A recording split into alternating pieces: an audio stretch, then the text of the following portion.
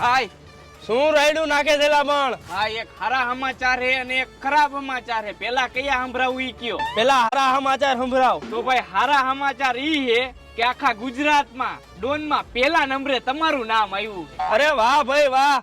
આજુબાજુના 12 ગામમાં જમણવારનો પ્રોગ્રામ ગોઠવો અને નાચવા વાળીઓને બોલાવો અને તું દેશી દારૂ વાળાને તું ઇંગ્લિશ દારૂ વાળાને કહી દે અને 12 ગામમાં મારું નામ ગુંજી ઉઠવું જોઈએ. જાઓ જલ્દી હાલો.